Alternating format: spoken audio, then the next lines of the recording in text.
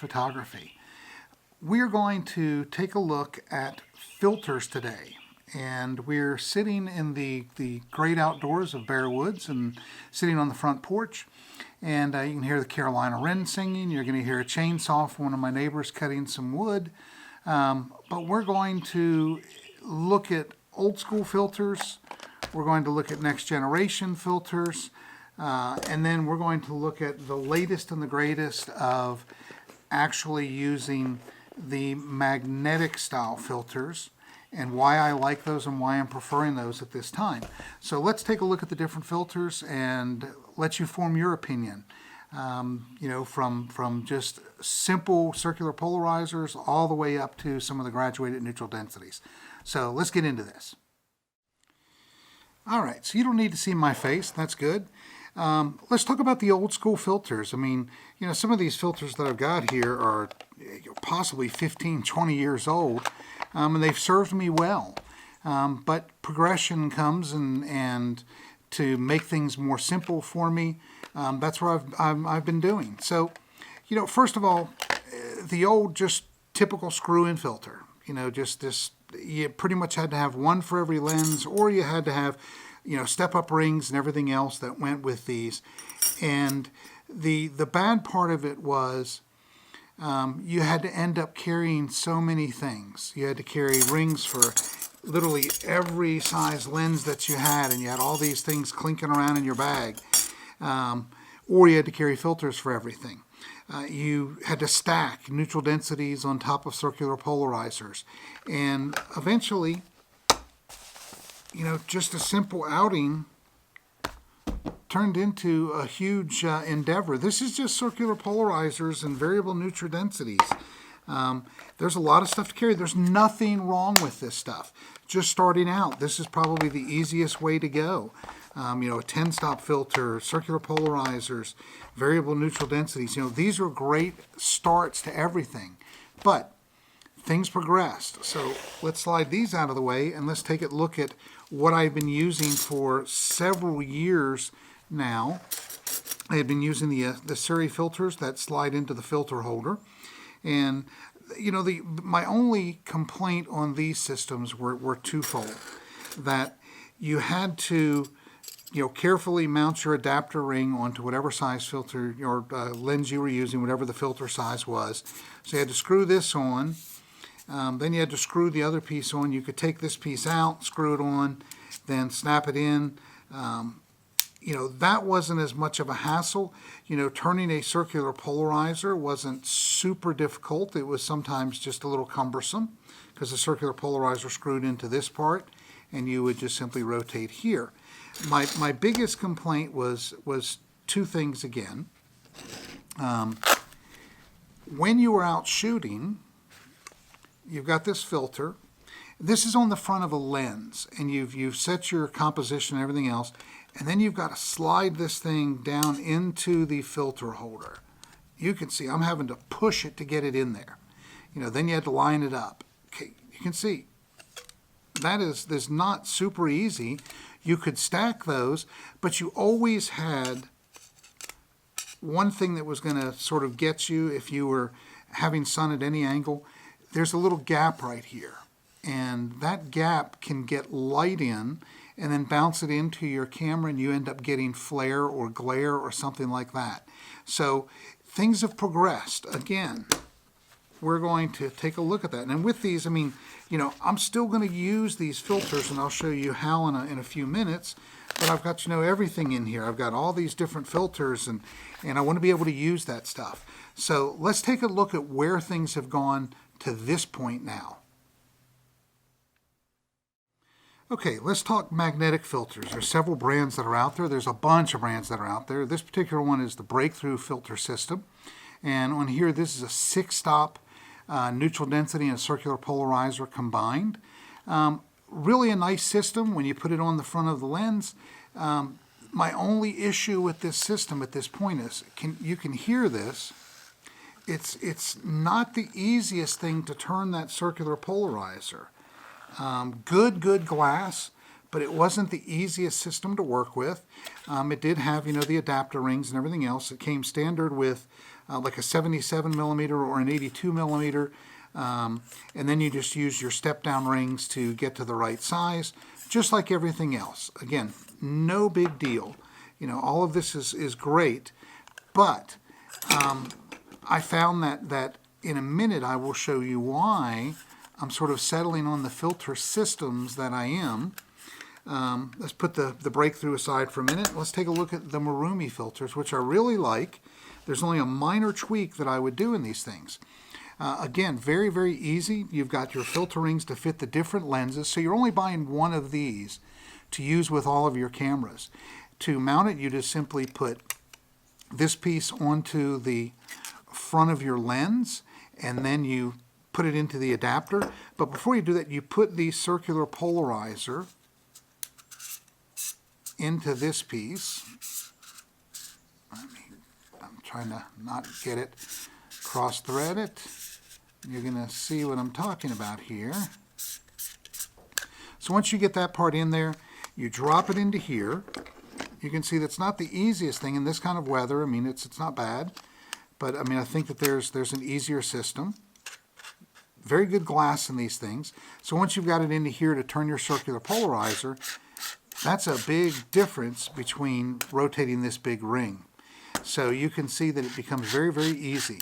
Then if you want it to, you've got all these other filters that come in magnetic frames. You can use circular polarizer. You can stick the magnetic filter on the front. You can tighten it down. So this is going in the right direction. Very, very easy. This also does have a filter holder that you can get to do basically the same thing. But I didn't want to invest too much money and everything else in these. Some of the manufacturers did send me some test units to try. One thing that I do like about this is this little ring right here will actually help stop any additional possibilities of light that could possibly get into that gap. It does have that little space there that's going to stop it. You can use your circular polarizer, a 10-stop filter.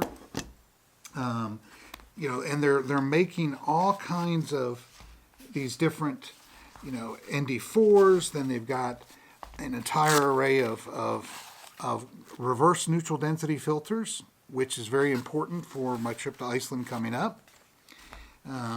They've got regular graduated neutral density filters. And again, all of this, boy, that's filthy on the front. All of this just snaps in. You can move it up and down, and to make sure that it doesn't move, you can just tighten the screw down a little bit. Now let's say that you wanted to use this filter in addition to a neutral density filter. You would probably reverse these two. Let me go ahead and do that. You would take this one off. You could stick the neutral density filter on front. This would be the ND4. Then you could stick your graduated filter on front of that. And the magnets, you know, hold each other. Let me put it on the right way. There we go. Because, you know, those magnets, the polarization does affect it. So, again, you can adjust this. You just tighten this down for that one that's the closest to it. Then you can move this up and down. And you've got your additional filters on the front. You've got your circular polarizer. I like this. I like this a lot. It's getting to the point that I'm really, you know, feeling comfortable with all of these things. I'm going to set these aside. So, and again, the filter kit comes with the adapter rings, the typical sizes that you're going to need. I like this. I like this a lot. It's, you know, if you look at these, you can buy additional H&Y. You can buy additional magnetic frames, and you can use your existing filters that you've got, similar to the ones I showed you earlier, the Surrey. You can take these filters and you can get a frame online. You can buy it, you can stick these in, and you can use your existing filters. So your initial investment isn't going to be as big as it was, because you're using existing filters. Then you can build your system up. As you add stuff to it, you can continue to do these things. But you don't have to put all the money out front. You can just buy some frames and then go from there. So now I do want to talk to you, though, about the system that I am probably going to be carrying the most and why. So let's take a look at the H&Y system. Okay, let's talk about the filter system I'm using the most now. It's the H&Y filter system, and very, very similar to the Marumi filter. The mount and everything is very much the same and very, very similar to it. So not a lot of differences in the two. I will show you what I like differently about one versus the other. Both of them, when you get them, they do come with the proper step-up rings that you'll need for most any lens. You can get additional ones as well. My upcoming trip to Iceland, I'm going to be only using the 77 and the 67. So I'll only take those rings, and I will have them in this little pouch along with these two polarizers. One is a regular polarizer, the other is a dark polarizer. A 5-stop and then just a simple regular polarizer. So the 5-stop is a regular polarizer built in with a neutral density. So one of the reasons that I really like this, it's got the foam as well to keep any light that would bounce off to cause any glare. But the big thing that I like is, when I talked about this one, it's, you know, the circular polarizer moves up here, and I was a little nervous about the way that this piece screwed in. You know, that was my only concern with that, or the biggest concern. With this, they simply have a little slot that pops open, and you can see there's a little gap there. Then you just simply take this polarizer, drop it in, and you have your polarizer. Then to adjust the polarizer, you just simply turn this big thumb wheel. This is a big thing to me, and I'll show you why in a minute, of course. So you could use a regular polarizer. You could take your 5-stop neutral density with the polarizer, and you know that's the one I'm feeling I'm probably going to be using the most for waterfalls and stuff in Iceland. But again, in addition to that, you can simply put neutral density filters on the front if you need it more than those 5 stops. That's the key. You've got 5 stops ready to go. You can just simply put on your regular neutral density filter. You can put on your reverse graduated neutral density filter. And again, just simply magnetic. You can stack these things. You would stack them the other way around, of course. Let me get the polarization right. There we go. So you can stack them if you want to. You could put more on front of that if you need it to. I also have a 10 stop that fits on the front. They make a, like a 16 stop that at some point I'm going to get my hands on. And they also make a sky filter, a night sky filter that they make. That to me is going to be really nice because it's supposed to remove some of the discoloration from light pollution and everything else. So this is the system that I'm going with, and part of it, again, this little thumb wheel versus this thumb wheel versus this big wheel versus some of the other just regular filters. The real test for a lot of photographers is you're not in great weather. You're in a situation, should put it on the right hand. You're in a situation where you've got gloves on. And once you start to try to find little wheels and stuff and turn these little wheels on the back, you can see I'm not having to really reach in there, and this one's just tough. But with this one, it's off to the side, so my finger's not up on top. I'm not going to get fingers in the frame or anything else. It's over to the side. And it's very, very easy to use. When I'm sticking a filter on, one of the big advantages of magnetic filters versus the slide-in filters is when you're using gloves, you're at a big advantage because you've got this ability to, you know, be able to handle these things. And of course, it's easier when you're on a lens. But you've got the ability to just simply snap these things on. You screw the set screw to hold it tight if you're going to put, you know, graduated or reverse graduated filters on, and everything is nice. I mean, it's all easily done with these cumbersome gloves. So that is why I love the magnetic filters. That is why I am very strongly on this system over the other ones. Not that the other ones are bad, not that this one's, you know, absolutely the best. It's just the convenience of what it's doing is the reason that, to me, this makes it the best filter system. There are other filter systems out there that, you know, I have not tested. These are the ones that I have tested and the ones that I feel strongest about. So the H&Y is the one that I really like, and you can actually get a filter pouch with it as well that holds additional filters. It's everything about it is just really nice. And I made sure that when I tested all of these, I was wearing gloves because I'm going to be in cold situations. I'm going to be in low light. I'm going to be in early morning, late evening, middle of the day when it's snowy and everything else. And I want to make sure that when I'm using these systems, my gloves aren't so much that I can't work with it properly. So that's why I went towards this system primarily. But again, the nice thing is, if you noticed on the Marumis and the other filter systems that you've got,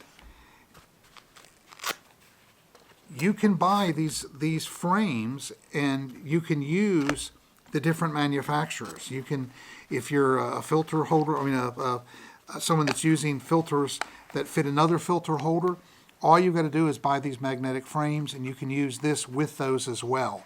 So, it's not an exclusive system that you can only use a certain company's filters. Everything is somewhat interchangeable, and to me that's very, very important because they can get expensive. All this gear. I'm a gear fanatic, so having all this stuff is important, and having it to where it's convenient. But again, the H&Y is what I'm going to take with me to Iceland. The filter holder itself is going to fit up here. I'm going to have one of the filters dropped in here. I'm going to have the other filter dropped into the slot behind it, and that's my basic kit. I'll have this wrapped, of course, but I'll have this 77mm adapter in there as well. And this is what I'm going to be carrying around with me the majority of the time. And I can simply take one of these filters, stick it into one of the side pouches of my camera bag, and literally what I'm going to be carrying is all of this right here. So I've got the ability to do about 15 different combinations with just what I've got here. And I like that because remember the old days when you had all of this and it wouldn't do anything that this one would do. That's without graduated filters. So this is really what I'm looking for at this point in time is not only convenience, but I'm looking for quality. I'm looking for durability. I'm looking for the ability to use it in the field extremely well and extremely easily. So again, this is what I'm going to take. All right, hopefully I've answered some of your questions that you may have, and I've gotten messages, people asking me to show how the system works and everything else. Hopefully I did a good job of showing you the different systems, what the differences are, what the advantages are, what the disadvantages are, and it helps you make up your mind that if you are in the system or are in the market for a filter system, it gives you somewhere to go. Even if it's not the ones I like, there are others out there you can check. But again, for me, price-wise, convenience, durability, the build of the system, the frame and everything, I went with the H&Y. But like I said, get your hands on different ones, see how you like it, and that's how you should make your decision. On neutral density filters, an additional thing that I'll do is I'll take an old light box or a window and I'll hold the filters up against the window, and I look to make sure that they're actually neutral and they don't have a color cast to them. That's very important. All the ones that I've been using, the Breakthrough, the H&Y, the Marumi, all of them are very, very neutral. And that is important because you don't want to have your white balance set and then put one of these filters on and it shift over to magenta or green or blue or something like that. So that's just a side note. Again, if you have any questions, don't hesitate to either reach out to me through email or put it in the comment section. I always do my best to get back to you. If I don't, I just didn't see it. That's the only reason why. I've got my notifications set now. So I do thank you. If you like the video, go ahead and give it a thumbs up. If you don't subscribe, go ahead and subscribe to my YouTube channel. If you want to get notifications whenever I post the new video, you can ring the bell down there in the corner and get some notification as to when I post a new video. Also, in one of these corners, somewhere around here, you will see a link to the previous video that I did at Ruby Falls and Smith Creek, where I demonstrated how the circular polarizer makes the difference. So again, thumbs up if you like it. Please subscribe to my YouTube channel. I'm trying to reach those numbers so I can actually start getting more visibility on YouTube as well. Subscribe, get notifications, whatever. Any questions, please don't hesitate to ask. So until next time, thank you and have a great day.